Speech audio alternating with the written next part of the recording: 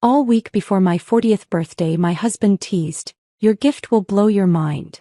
That morning I woke up to silence. The house was empty, no kids, no note. By noon, Instagram showed them at a Dubai luxury resort. My daughter's caption, "Daddy's treating us since mom's boring anyway." I didn't react. 2 hours later, my WhatsApp blew up, desperate messages begging me. I stared at my phone in disbelief. 127 missed calls from Caleb.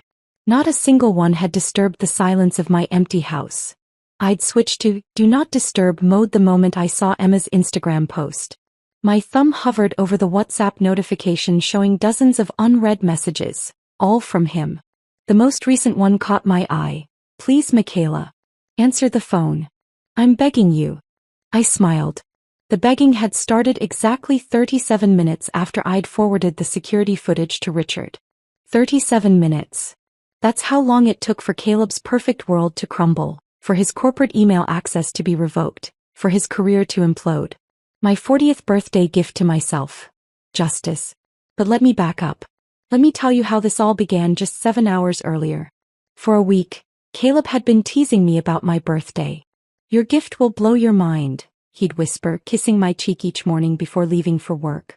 Last night he'd been especially affectionate, bringing home my favorite takeout, opening a bottle of wine, and telling the kids to let me sleep in for my big day. I'd lain awake long after he started snoring, thinking about our 17 years of marriage. College sweethearts who'd built a life together. His rise through the corporate ranks at Sullivan and Pierce Investment Group. My decision to pause my legal career when Emma was born. The beautiful Atlanta suburb home we'd saved for, family vacations at the beach every summer. I touched the delicate necklace he'd given me for our anniversary last month, wondering if my milestone birthday gift would be similarly thoughtful. The house was eerily quiet when I finally woke up. No sounds of Jake playing video games too loudly. No Emma's music thumping through the walls. No smell of Caleb's coffee or the special birthday breakfast he'd promised. "Caleb."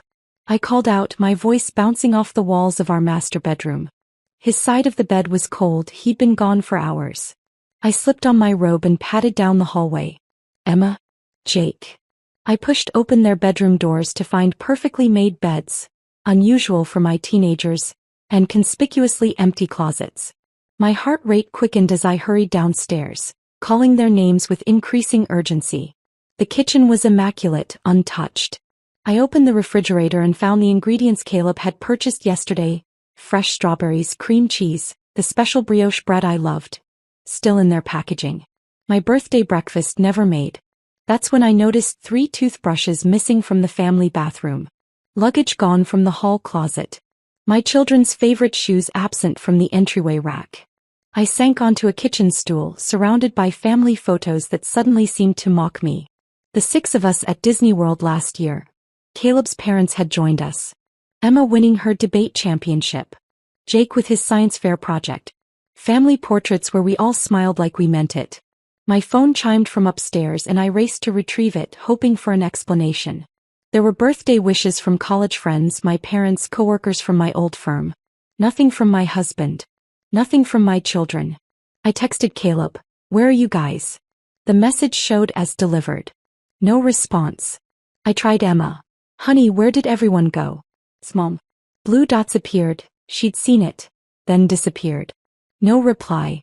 Jake would answer me. Sweet Jake, who still hugged me in front of his friends. "Jake, please tell me what's happening." Read. No response. My hands shook as I opened Instagram. Emma lived on the platform. My breath caught as her latest post loaded. There they were. Caleb, Emma, and Jake, beaming beside an infinity pool that overlooked a spectacular cityscape. Palm trees. Impossible luxury. The Burj Al Arab visible in the background. The caption crushed what remained of my composure. "Surprise vacation with the best dad ever. #Dubai, #luxury life, #spontaneous adventure. Daddy's treating us since mom's boring anyway." I stared at the post, reading and rereading the caption, trying to make sense of it. Daddy's treating us since mom's boring anyway. My daughter's words. My husband's smile. My family celebrating halfway around the world without me. On my 40th birthday. I scrolled through more photos. Them boarding a first-class flight. Checking into a resort suite with views that probably cost more than our monthly mortgage. Caleb raising a champagne glass while the kids held up virgin cocktails. All posted within the last 12 hours. My legs gave out and I slid down the wall to the floor, still clutching my phone. They planned this. They deliberately excluded me. For the next hour, I moved through our house like a ghost, touching familiar objects as if to confirm they were real. The anniversary photo on the mantle. The throw blanket we curled under for movie nights. Jake's soccer trophy. Emma's art projects that I'd framed with such pride. My sister called. Then my mother. I let their birthday wishes go to voicemail. At 11 a.m., I poured myself a glass of wine and sat at our dining room table. I pulled out the family calendar where we tracked everyone's activities. Flipping back through the pages, I noticed Caleb had blocked off this entire week as busy with no details. He'd never mentioned a trip. Never asked if I wanted to go to Dubai. Never suggested that he and the kids would be absent on my birthday. I tried to remember if I'd done something to deserve this. Had I been boring? Had I been so consumed with household management and supporting everyone else's dreams that I'd become invisible? Was turning 40 so disgusting to him that he needed to escape? Around noon, I wandered into Caleb's home office, looking for any explanation. The drawers of his desk were locked, but I knew where he kept the key, taped under his desk drawer, thinking I'd never look there. Inside the bottom drawer, I found what he didn't want me to see. Credit card statements he'd hidden from our shared financial management app. Charges for jewelry I'd never received. Expensive restaurant bills on Thursdays when he claimed to be working late. Hotel charges in our own city. And flight confirmations for 3 tickets to Dubai, purchased over a month ago. Among these papers was an expense report with a name that appeared repeatedly, Vanessa Jenkins. His executive assistant. The beautiful, eager 26-year-old who always laughed too hard at his jokes during company parties. Who always seemed to need his guidance after normal business hours. As I continued searching, my hand struck something hard in the back of his drawer. A phone I'd never seen before. Not his regular iPhone but a cheap burner phone. My fingers trembled as I turned it on. No password protection, he'd been careless. Perhaps he'd meant to take it with him but forgot in his excitement to abandon me. The text messages loaded and my world shifted permanently. Can't wait for Thursday night. Same time, same place. Where that red thing. Caleb to Vanessa 2 weeks ago. Dubai will be amazing. He has no idea. Told the kids it's a special trip just for them. Caleb to Vanessa 1 week ago. Flight boarding. Freedom for a whole week. Kids think it's just a fun trip. Emma's already posting about it. Caleb to Vanessa yesterday. I set the phone down, surprising myself with my calm. The pieces were falling into place. The Thursday night client meetings. The sudden interest in working late. The decreasing intimacy at home. The way he'd begun criticizing my appearance, my hobbies, my conversation. I wasn't boring. I was being erased to make room for someone else. As I gathered the evidence spread across his desk. The statements, the phone, the expense reports. A strange clarity washed over me. I thought about the security cameras at Caleb's office building. The system I knew recorded everything because I'd helped select the vendor during their renovation 3 years ago. Caleb had always been careless, confident in his ability to talk his way out of trouble. He'd never suspect I would look for evidence. Never imagine I would fight back. I picked up my phone and scrolled to a contact I hadn't used in years. Marcus Johnson, head of security at Sullivan and Pierce. The man who owed me a favor after I'd helped his daughter get an internship at my old law firm. It was time to discover exactly what happened every Thursday night in Caleb's corner office. My fingers hovered over Marcus Johnson's contact information. Was I really considering this? In 17 years of marriage, I'd never spied on Caleb, never questioned his whereabouts, never doubted his fidelity. Trust had been our foundation, or so I thought. I glanced at the burner phone beside me, its screen displaying intimate exchanges between my husband and his secretary. The evidence was already damning, but something inside me needed to see the full extent of his betrayal with my own eyes. 3 years ago, Sullivan and Pierce had undergone a major security upgrade after a competitor attempted corporate espionage. As Caleb's wife with a legal background, I'd been asked to consult on vendor selection. I remembered walking through the office with Marcus, discussing camera placement, data storage and access protocols. He'd been particularly proud of the system's 2-year storage capacity, Better than the industry standard, he'd boasted. I'd never imagined that feature would someday serve as my lifeline. I rummaged through my desk drawer where I kept business cards, finding Marcus's buried beneath newer contacts. Taking a deep breath, I pressed the call button before I could reconsider. Marcus Johnson, he answered on the third ring. Marcus, it's Michaela Harrington. Michaela. Long time no hear. How are you doing? Happy birthday if I'm not mistaken. His casual mention of my birthday tightened the knot in my stomach. Thank you for remembering. Listen, I need a favor and it's somewhat unusual. I heard hesitation in his silence. I'm listening. I'm putting together a surprise anniversary video for Caleb. I lied, my voice steadier than expected. I wanted to include some clips of him at work. You know, the dedication that's made him successful. Would it be possible to access some security footage from his office? Another pause. That's not exactly standard procedure, Michaela. I understand. I wouldn't ask if it wasn't important. I infused warmth into my voice. Remember when I helped Amber get that internship at Collier & Walsh? She's thriving there now, isn't she? She is, Marcus admitted. Made junior associate last month. I'm so glad. We all need a little help sometimes, don't we? I let the implication hang between us. He sighed. Which dates were you thinking? Thursday evenings, actually. For the past month. I kept my tone conversational. Those late nights really show his commitment. Thursday evenings, he repeated, his tone shifting slightly. Did he know something? I can probably help with that. The system allows for secure temporary links that expire after 24 hours. Would that work? Perfect, I replied, relief washing through me. And Marcus? I'd appreciate your discretion. I want this to be a complete surprise. After finalizing details, I hung up and returned to the family calendar. The pattern was unmistakable now that I was looking for it. Every Thursday night for the past 6 months. Client dinner, late meeting, strategy session. Always vague, always on Thursdays. My mind drifted to Vanessa's hiring process 8 months ago. Caleb had insisted on personally handling the interviews for his new executive assistant.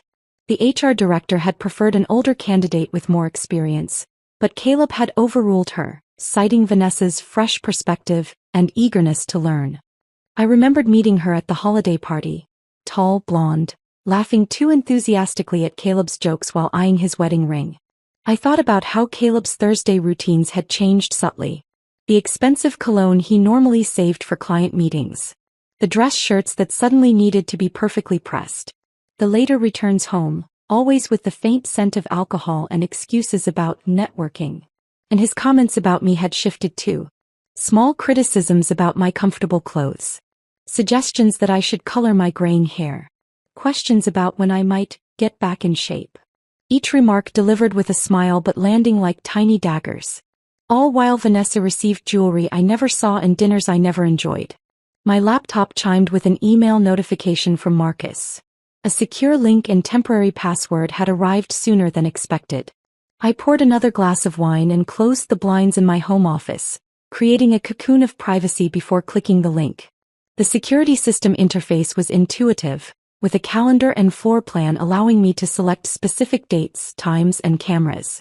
I chose last Thursday, 7 p.m. and the camera outside Caleb's office. The footage appeared instantly. I watched as most employees filed out for the evening. The timestamp showed 7:43 p.m. when Vanessa returned from the break room carrying 2 glasses of wine. She entered Caleb's office without knocking.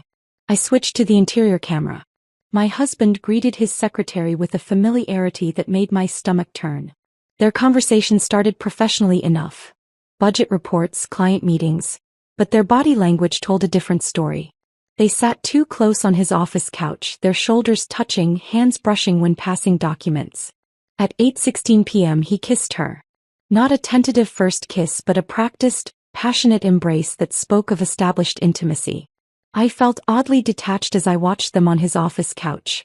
The same man who had claimed headaches and exhaustion when I initiated intimacy at home. Their encounter was both hurried and familiar, suggesting a well-established routine. Afterward, as they straightened their clothing, their conversation turned to Dubai. She has no idea? Vanessa asked, examining herself in a compact mirror. Caleb laughed. None. Thinks I'm planning some special birthday surprise at home. Well, you are surprising her. Vanessa's smile was cold. Just not the way she expects. The kids are excited. Emma's totally on board. She thinks her mom's boring anyway. Typical teenage stuff but useful. And you're sure she won't cause problems while you're gone? No surprise investigations. My husband's dismissive snort pierced my heart. Michaela? Please. She's too busy with her book club and grocery shopping to notice anything. She stopped being interesting years ago. I watched in stunned silence as Vanessa opened a small jewelry box. The purchase I'd seen on his credit card statement, revealing a diamond bracelet that matched the necklace Caleb had given me for our anniversary. It's beautiful, she breathed, trying it on. Only the best for you, he promised, kissing her again. And when I get back from Dubai, we'll discuss your promotion. I forced myself to watch 3 more Thursdays documenting times, dates and conversations. Each recording revealed more betrayals.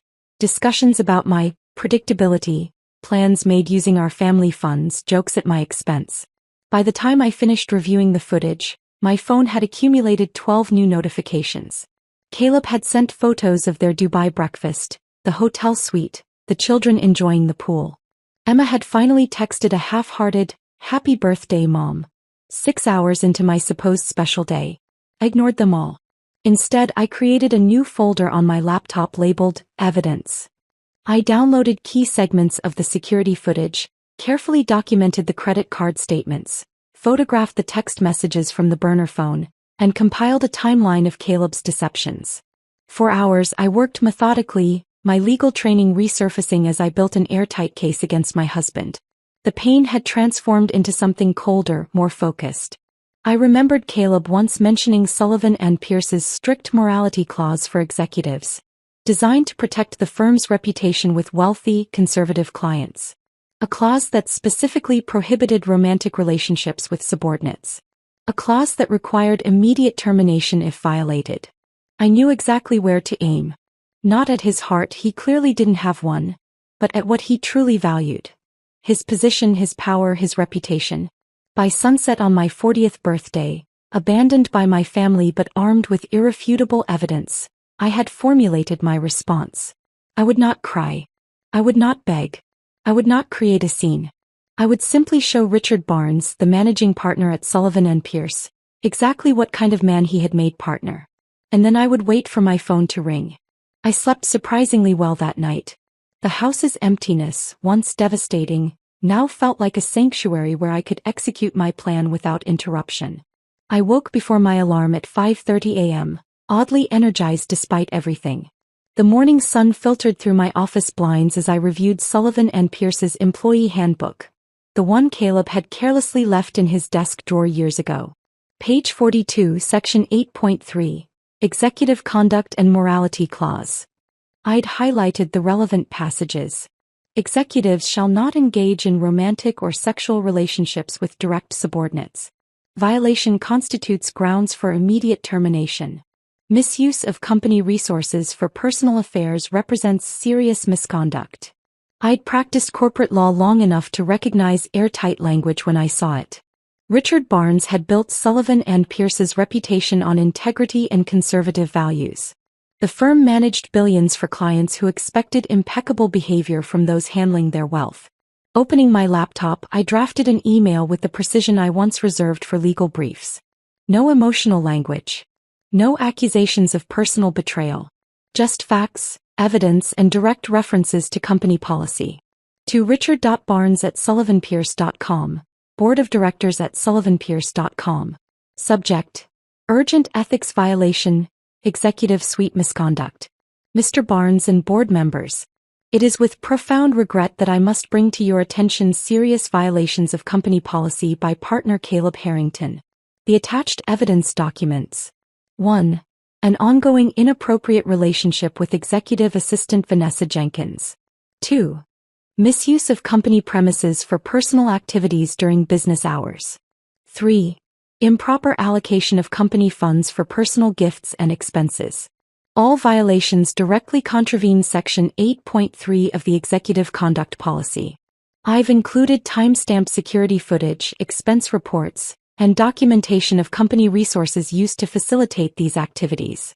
As someone who has always respected Sullivan and Pierce's commitment to ethical conduct, I felt obligated to bring these matters to your attention. Respectfully, Michaela Harrington, JD.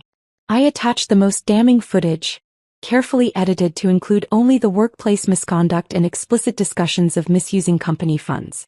I added expense reports Caleb had left in his desk, highlighting charges for jewelry, dinners, and hotel rooms billed as client entertainment. My finger hovered over the send button, but I waited. Timing was crucial. The weekly executive meeting began at 9:15 a.m. every Tuesday. A meeting where all partners and board members gathered to discuss sensitive issues away from staff. Caleb had complained about these meetings for years, calling them old school, because Richard insisted everyone silence their phones and give full attention to the matters at hand. I installed an email tracking extension that would notify me when the message was opened. Then I made a pot of coffee and watched the clock. At precisely 9:15 a.m., as the meeting would be called to order, I clicked send. The notification appeared instantly. Email delivered successfully. By 9:23 a.m. the first read receipt arrived. Then another. Then 5 more in rapid succession. At 9:27 a.m., my phone buzzed with a text from Marcus. What did you do? Security just got called to the executive floor. I didn't respond. Instead, I watched my tracking software show multiple opens, forwards, and downloads of the attachments. At 9:52 a.m., exactly 37 minutes after sending my email, an automated notification appeared in my inbox. This is an automated message from Sullivan and Pierce IT department. User: caleb.harrington@sullivanpierce.com. Status: access terminated. Effective: immediate. Authorization: executive level. My phone vibrated with an app notification from our home security system. I'd installed it years ago so we could monitor the house while traveling. The app also synchronized with Caleb's office security badge, allowing me to track his comings and goings, a feature he'd forgotten about. The notification read, Office access, executive floor, security override. They were escorting him out. At 10:06 a.m., a brief email arrived from Richard Barnes himself. Mrs. Harrington, thank you for bringing these matters to our attention. Sullivan and Pierce takes ethics violations with the utmost seriousness. Appropriate action has been taken effective immediately. Should you require any further assistance, please contact my office directly. Richard Barnes, Managing Partner, Sullivan and Pierce Investment Group. I refreshed the company website, navigating to the Our Team page. Caleb's profile, once prominently featured as Rising Star Partner, had vanished, leaving an asymmetrical gap in the leadership grid. At 10:29 a.m., my phone lit up with Caleb's face. The first call. I declined it. He called again. And again. Text messages began flooding in. What did you do? My access is revoked. Security just escorted me out. Answer your phone right now. This isn't funny, Michaela. Are you trying to ruin us? With each desperate message, a strange calm settled over me. I silenced the ringer but kept the phone visible on my desk, watching his panic unfold in real time. By noon he had called 63 times. At 12:17 p.m., a notification from Emma appeared. Mom, what's happening? Dad's freaking out and says we have to leave. Is everything okay? Jake texted seconds later. Mom, are you all right? Dad won't tell us what's wrong, but he's really mad. He's making us pack. I didn't answer them either. Not yet. The calls continued. 77, 92, 108. By 2 p.m., Caleb had called 127 times. His WhatsApp messages grew increasingly frantic. Please, Michaela. Answer the phone. I'm begging you. Whatever you think happened, we can fix this. Think about the kids. Think about our family. I've been locked out of everything. Corporate accounts, email, building access. Richard won't even speak to me. What did you tell them? The last message made me smile. He still didn't know exactly what I'd done. He couldn't comprehend that I'd had access to everything. The security footage, the expense accounts, the text messages with Vanessa. While his messages accumulated, I moved through our house with purpose. I gathered Caleb's personal items, his beloved college football trophies, family photos, the expensive watches he collected, and packed them methodically into cardboard boxes labeled simply Caleb's items. I contacted my friend Stephanie, who had remained a practicing attorney when I'd stepped back from my career. "I need an emergency consultation," I told her. "Marriage dissolution under circumstances of infidelity, financial misconduct, and abandonment." "Michaela? What's happened?" Her voice filled with concern. "I'll explain everything when we meet. How soon can you file paperwork to freeze joint assets? If it's emergency circumstances by end of day. Are you safe?" The question surprised me. "I'm perfectly safe. And for the first time in years I'm seeing clearly." After arranging a meeting for the following morning, I called a locksmith who arrived within the hour. I had all exterior locks changed and reprogrammed our smart home security system with new codes. I contacted our bank and placed a temporary freeze on our joint accounts, citing potential fraudulent activity. Each action methodically dismantled the control Caleb had maintained over our shared life. By late afternoon, Emma called instead of texting. I watched my daughter's name flash on the screen but didn't answer. They had chosen their side that morning. They could wait in uncertainty a little longer.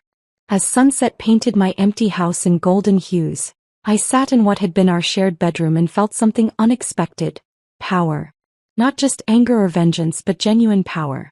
For 17 years, I'd shaped myself around Caleb's needs, desires, and ambitions.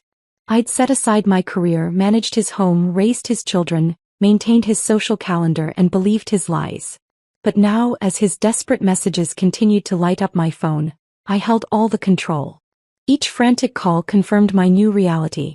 Each pleading text reinforced the shift in our dynamic. I was no longer the boring wife to be discarded on her birthday. I was the woman who had destroyed everything he valued in a single, perfectly executed move. And I wasn't finished yet. I spent the evening monitoring their desperate journey home. Emma's Instagram story updates created a digital breadcrumb trail of their hasty retreat.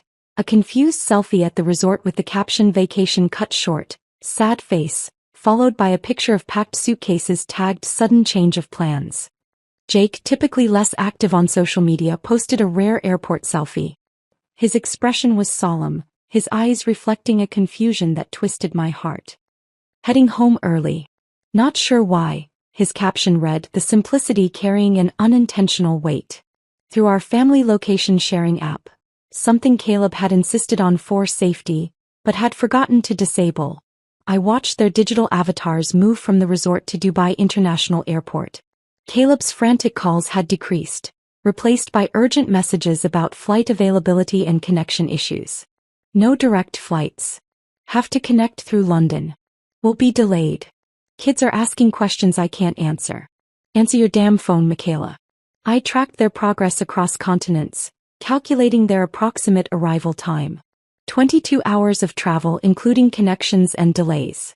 Nearly a full day for Caleb to spiral further into panic while confined in airplane cabins with our increasingly suspicious children.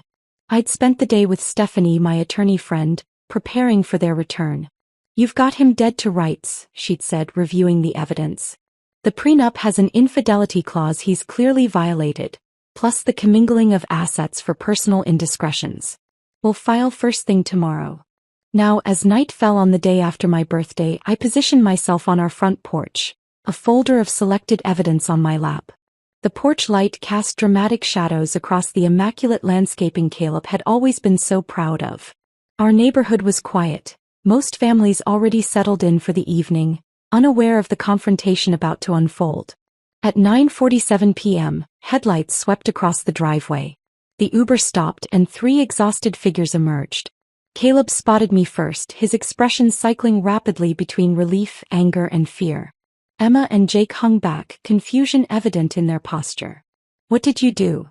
Caleb hissed, approaching the steps. "Do you have any idea?" "I know exactly what I did," I interrupted, my voice calm. "The question is whether you do." Emma stepped forward, her teenage defensiveness on full display. "Mom, why didn't you answer our calls?" "Dad said there was an emergency." "There was." I stood up, holding the folder against my chest. "Just not the kind your father described."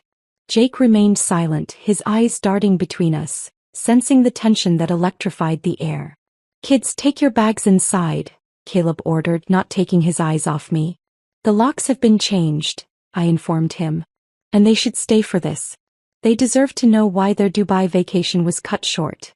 I opened the folder and handed Caleb the first printed screenshot. Him and Vanessa on his office couch, in a position that left nothing to the imagination. To his credit, he attempted to hide it immediately, but not before Emma caught a glimpse over his shoulder. Dad. Her voice cracked with uncertainty. It's not what it looks like, he stammered, the most cliched response possible. It's exactly what it looks like, I countered, my voice steady as I produced another image. Your father has been having an affair with his secretary for months. The same period he's been telling me I'm boring and unattractive. Caleb's face contorted. Don't do this in front of them. Why not? You did. I turned to our children. While I was home alone on my birthday thinking you were all planning a surprise, you were actually part of your father's cover story. He used you both as shields for his affair. Emma's defiance faltered. That's not true. He said you were too busy and stressed for a vacation. Did I look stressed in the dozens of unanswered birthday messages I sent yesterday? I asked softly. Or did I look like someone who woke up to an empty house on a day her family should have been celebrating with her? Jake stepped forward, tears streaming down his face. I told you we should call Mom first, he said to Caleb. I didn't want to leave without telling her. You needed to control the narrative, I continued, addressing Caleb while handing the children printouts of their own social media posts. So you manipulated our children into believing I was boring and disinterested. Emma stared at her own Instagram caption. Daddy's treating us since Mom's boring anyway. Her face paled. Did you suggest that wording? I asked her gently. Her eyes, so like mine, filled with tears. Dad said it would be funny. That you'd laugh when you saw it later. Caleb stepped toward the door. This is ridiculous.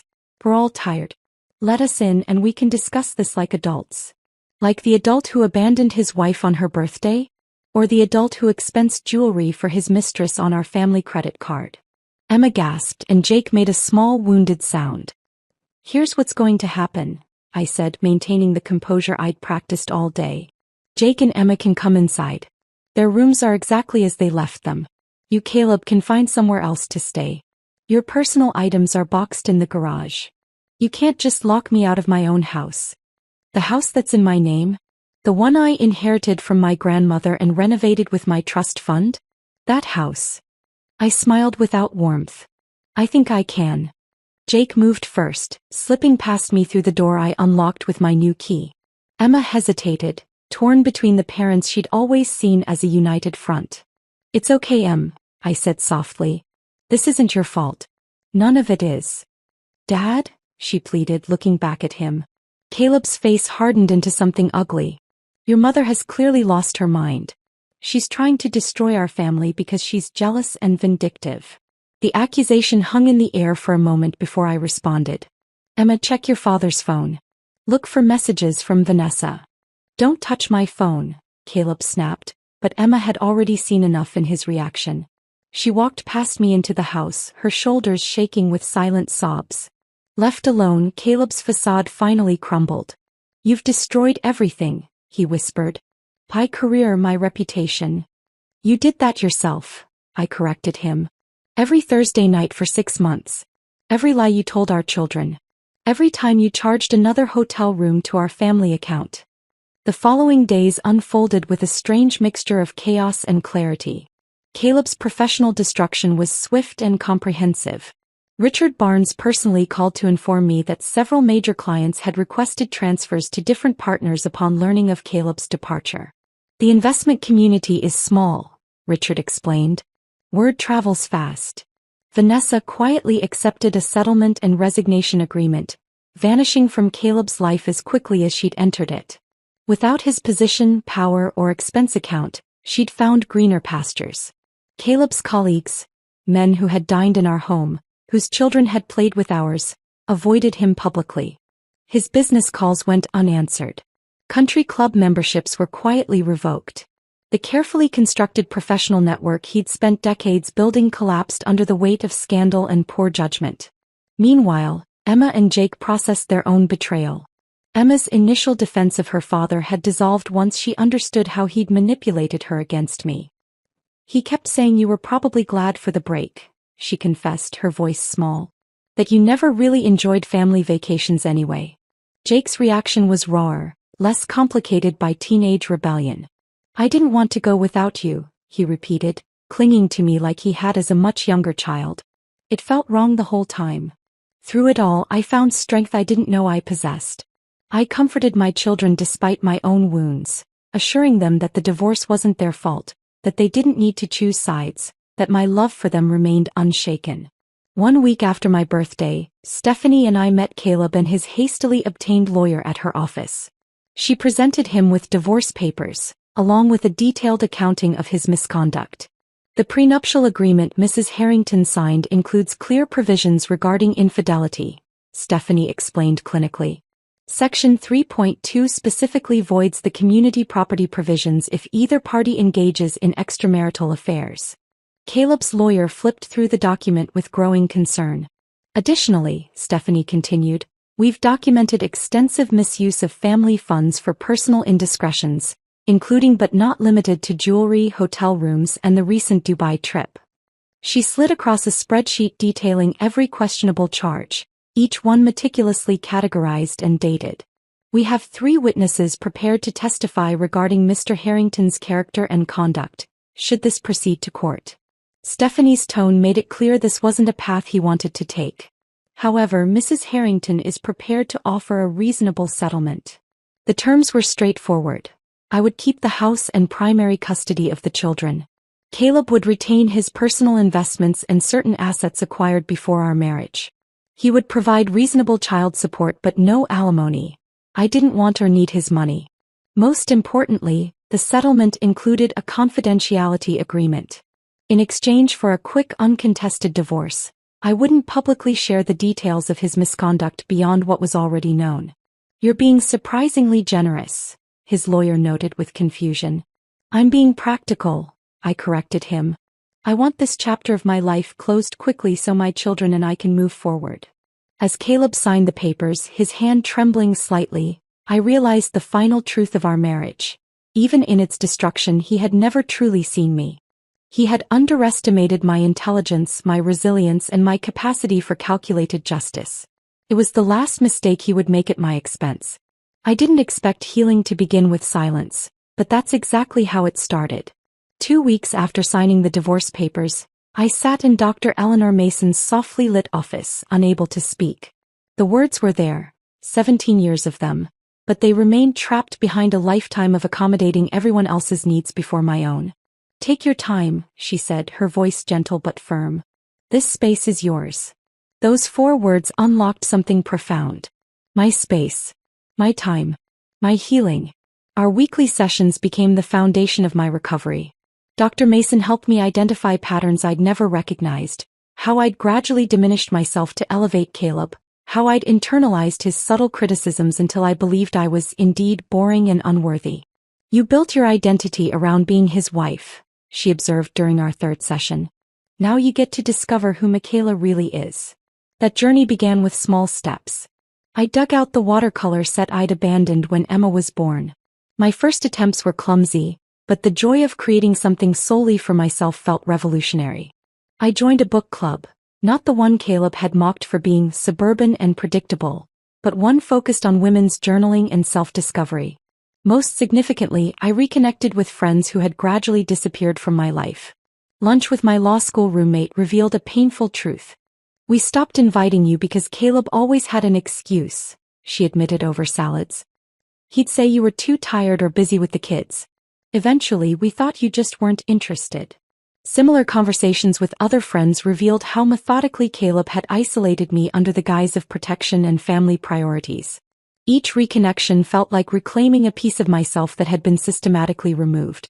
My journal became a sanctuary where I processed anger that sometimes overwhelmed me in unexpected moments. Today I found his old running shoes in the garage and threw them in the trash. I wrote one evening. Then I felt guilty and retrieved them. Then I felt angry for feeling guilty and threw them out again. Progress isn't linear. The children's healing progressed alongside mine. Emma, initially devastated by her unwitting role in Caleb's deception, withdrew into herself.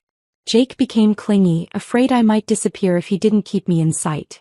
Their mandatory visits with Caleb, now living in a downtown apartment, often ended with emotional aftershocks that reverberated through our home. I established new family traditions to replace ones tainted by betrayal. Our Friday movie nights, once curated by Caleb who controlled the selections, transformed into a democratic process where everyone got equal votes. Sunday brunches, previously rushed affairs before Caleb's golf games, became leisurely gatherings where conversation flowed freely. Family counseling provided a neutral space for Emma and Jake to express their complicated emotions. "I'm mad at Dad, but I still love him," Jake confessed during one session. "Does that make me disloyal to Mom?" "Love isn't a finite resource," our counselor explained. "Loving your father doesn't diminish your love for your mother." Emma's healing was more complex, her teenage identity intertwined with her perception of our family. "You're different now," she observed one evening as we prepared dinner together. "Another new tradition. You laugh more." "I'm remembering who I was," I told her, "and discovering who I can be." "I'm sorry about that Instagram caption," she whispered, her voice catching. "I would never have posted that if I'd known." I pulled her into an embrace. "I know, sweetheart. We were all manipulated in different ways."